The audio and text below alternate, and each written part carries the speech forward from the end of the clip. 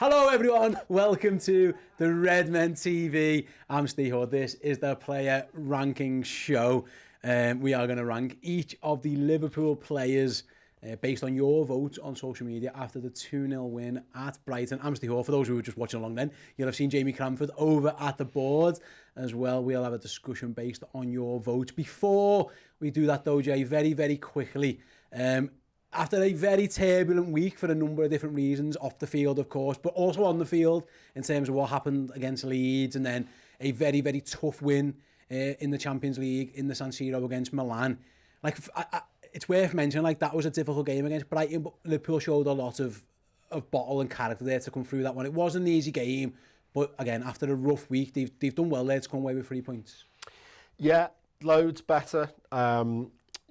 As you say, it was a difficult game. We were still on the edge of our seats, even at 2-0. Normally 2-0 at Anfield, you think, right, we're home and hosed. We were still getting out of our seats there at the end when Brighton were having some chances. But yeah, it was loads better all round, loads better attacking wise. I thought, with the exception of one or two chances that Brighton had, I thought it was better at the back. Some players who've come in for a lot of criticism, I thought, did a bit better.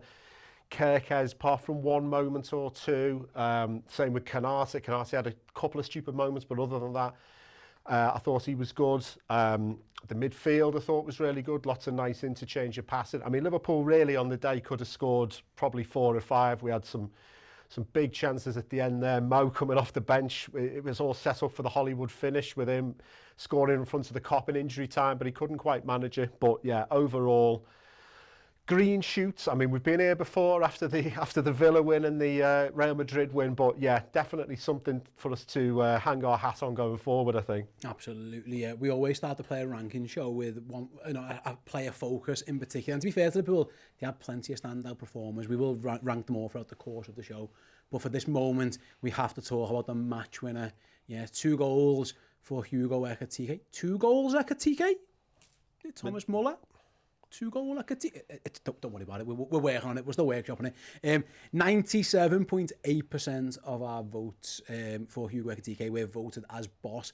It could have been better. He could have had more goals. You know, he has a very good attempt in the first half that just narrowly goes wide. A couple of other attempts in the second half. That's but he could do better. But what he's shown, Jamie, I was saying on my reaction video earlier, of all the summer transfers, he's the one actually who maybe you'd have been most expected to take a bit more time to settle. You know, there was lads signed from the Premier League, there was lads signed from different countries, lads with bigger reputations.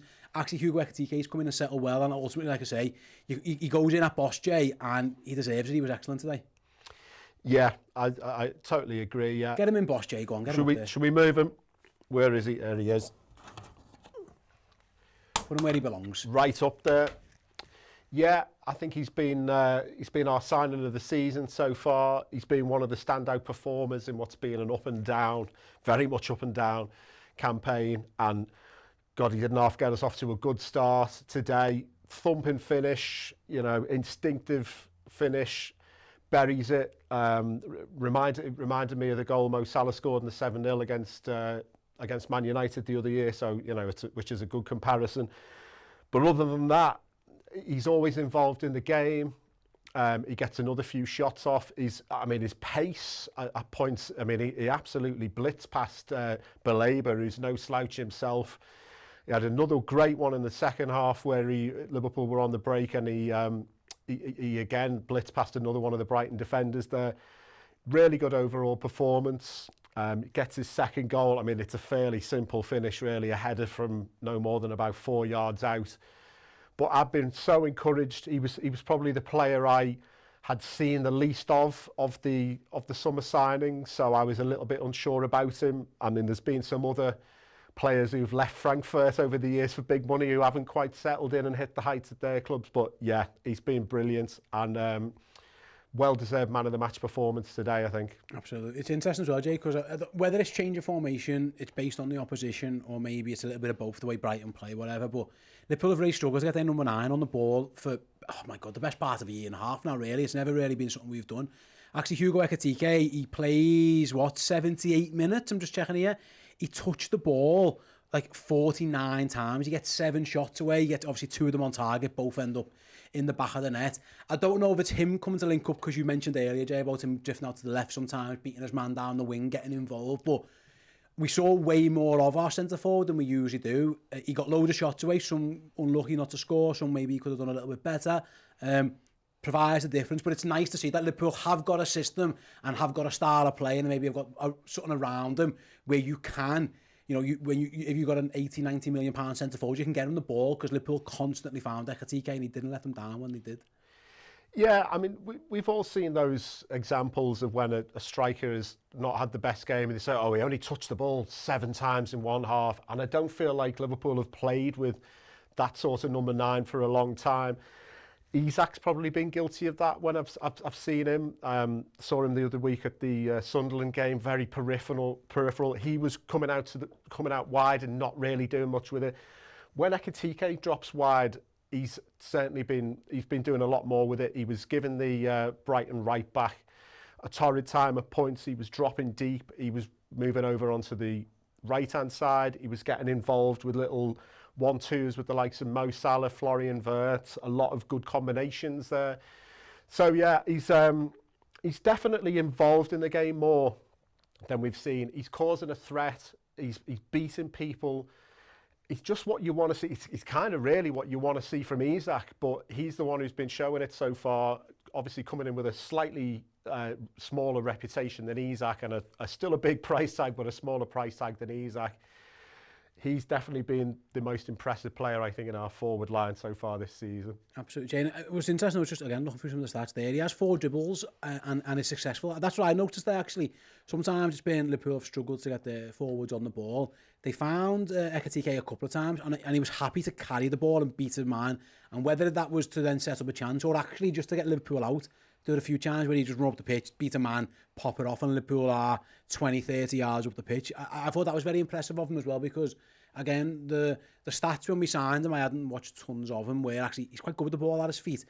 Sometimes he misses the chances, and I know his XG last year his performance was particularly bad, which I think might have just been an outlier season if you look at how well he's finished things this year. But nice to see that we're not just relying on him to be in and around the box and tap one in.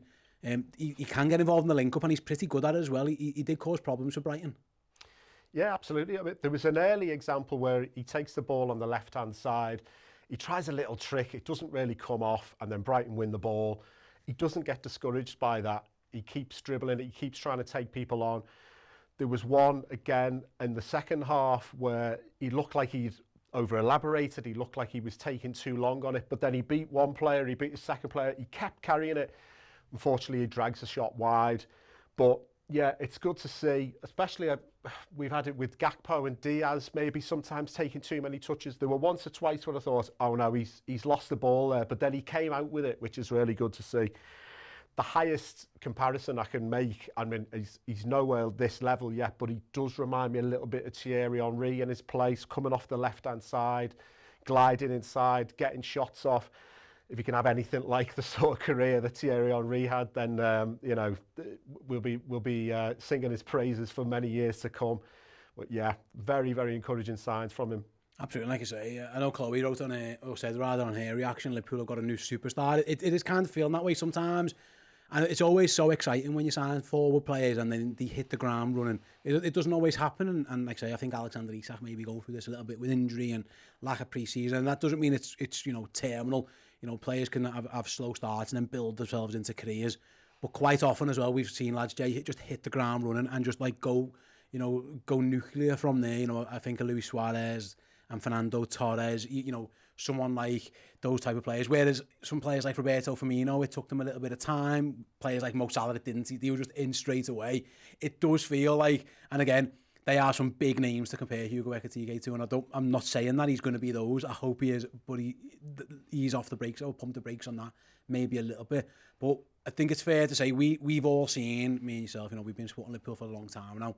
We've seen centre forwards or forward players come in and hit the ground running, and what that can lead to. And that is very exciting, like I say, that Liverpool have spent this money on a young kid. He can only get better, but he's already proven something. It feels like the start of something big for this guy, and again, hopefully it is.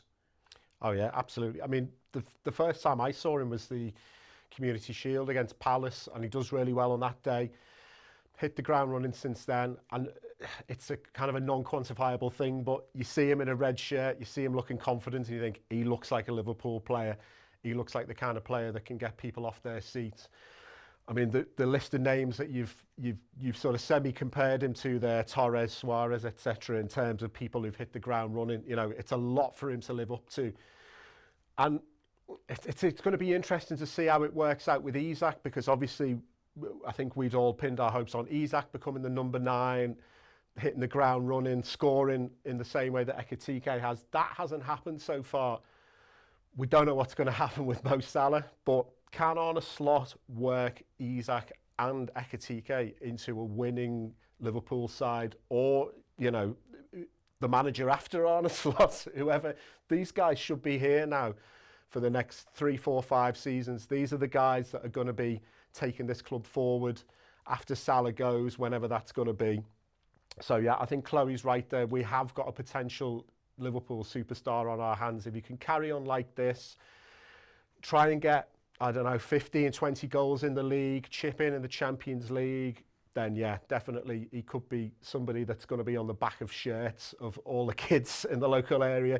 A lot to do for Alexander Isak now to kind of usurp him in that number 9 position. Yeah, absolutely. Yeah, I completely agree, mate, and I agree with yourself, and I agree with what Chloe said as well. She echoed those sentiments perfectly. For those watching this clip on YouTube or listening to the podcast, head on over to redmenplus.com. We're going to rank every single Liverpool player right now in either video or podcast form. Simply head to redmenplus.com.